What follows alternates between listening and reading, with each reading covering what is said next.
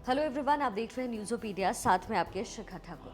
कुछ समय पहले की बात है जब वर्ल्ड बैंक समेत बाकी मुल्कों ने बांग्लादेश की आर्थिक तरक्की की बात कही। दरअसल बांग्लादेश ने कई मोर्चों पर कई इंडेक्स में भारत से भी बेहतर नतीजे हासिल किए थे, चाहे वो प्रति व्यक्ति आय रही हो, जीडीपी ग्रोथ रही हो या फिर दूसरे सूचकांक रहे हों। भारत में भी एक बड़ा वर्ग ऐसा था जो बांग्लादेश के इन फिगर्स को, इन आंकड़ों को लेकर के मोदी सरकार की आलोचना कर रहा था कि देखिए भाई, हैप्पीनेस इंडेक्स में भी बांग्लादेश हमसे आगे निकल गया है। लेकिन अब बांग्लादेश में जिस तरीके की तस्वीरें सामने आई हैं, जो हालात इस समय हैं, वो हैप्पीनेस का इशारा तो बिल्कुल भी नहीं कर रहे बांग्लादेश में। और इस समय जो स्थिति है, एक बड़ा वर्ग इस समय अपनी जीत का जश्न मना रहा है। आपने प्रधानमंत्री आवास में घुस करके हंगामा करते और तोड़फोड़ करते हुए इन लोगों को भी देखा है। लेकिन ये जो तस्वीरें हैं वो भारत के लिए चिंताजनक है और उसकी वजह है शेख हसीना के दौर में भारत और बांग्लादेश के जो रिश्ते थे वो अपने गोल्डन पीरियड पर थे। शेख हसीना ने बहुत ही स्पष्ट तरीके से चीन और पाकिस्तान पर हमेशा भारत को तरजीह दी। शेख हसीना के दौर पर दोनों देशों के बीच में जो कारोबार था वो सबसे ज़्यादा बढ़ा। और आज के इस समय में जब ये पूरा मामला और ज़्यादा तूल पकड़ रहा है, तो एक दिक्कत की जो है वो बात सामने आती रही है। और इसीलिए शेख हसीना को भारत के दोस्त के तौर पर देखा जाता था। उन्हें एक ऐसे नेता के तौर पर देखा जाता था जिन्होंने बांग्लादेश की माइनॉरिटी के लिए आवाज़ उठाई, उनके लिए भी काम किया, और वो कई उदारवादी नेता थी।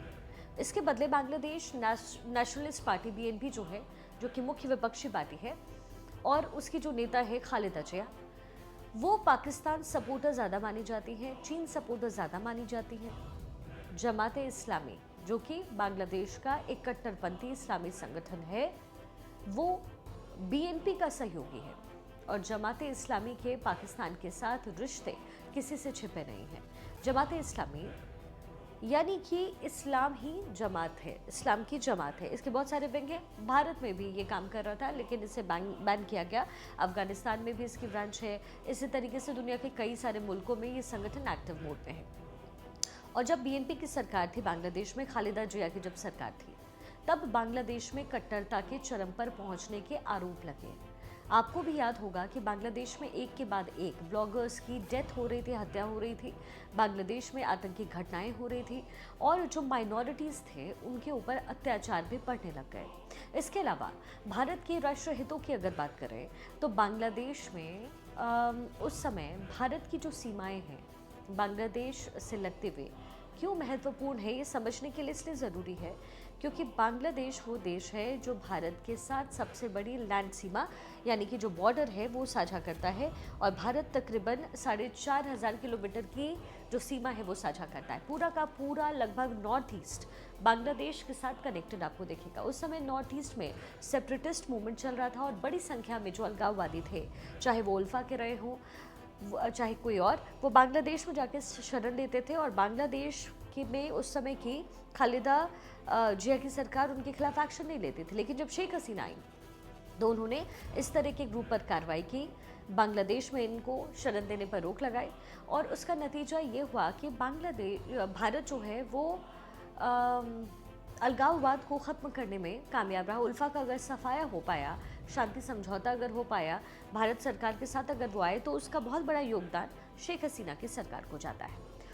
लेकिन अब जब बांग्लादेश में शेख हसीना की सरकार नहीं है, वो नहीं है, और कहा जा रहा है कि वहाँ शायद बीएनपी या फिर जमाते इस्लामी का दबदबा बढ़ जाएगा, क्योंकि जिस तरीके से कट्टरपंथी ताकतों ने वहाँ पर कब्जा जमाया, तो वो भारत के लिए एक चिंता का विषय है। उसकी दो बड़ी वजह है। पहली बड़ी वजह है वहाँ की माइनॉरिटी आबादी।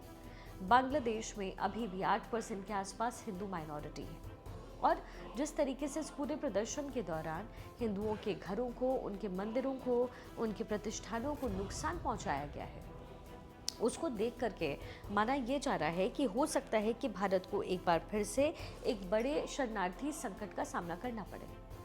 दूसरी बड़ी चुनौती बॉर्डर से जुड़ी हुई भारत के लिए है, क्योंकि बीएनपी को और ख़ास तौर पर जमाते इस्लामी को जिस तरीके से पाकिस्तान का सपोर्ट हासिल है, वो इसका इस्तेमाल भारत के खिलाफ सेंटिमेंट को भड़काने में और भारत को अस्थिर करने में भी कर सकता है।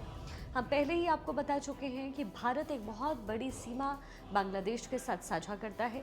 दोनों देशों के बीच रिश्ते अच्छे रहे हैं, इसलिए इस सीमा पर सुरक्षा उतनी कड़ी कभी नहीं रही जैसा कि पाकिस्तान की सीमा के साथ रही है।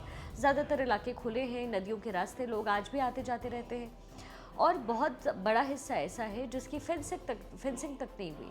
ऐसे में अगर भारत की कोई विरोधी सरकार वहाँ आती है जिसके भारत के साथ रिश्ते उतने अच्छे नहीं हैं और बांग्लादेश में अगर कट्टरपंथी बढ़ने लग जाएं, तो जाहिर है कि ये भारत के लिए चिंता का विषय होगा, क्योंकि भारत हमेशा चाहता है कि उसके आसपास शांति बनी रहे, डेमोक्रेसी बनी रहे।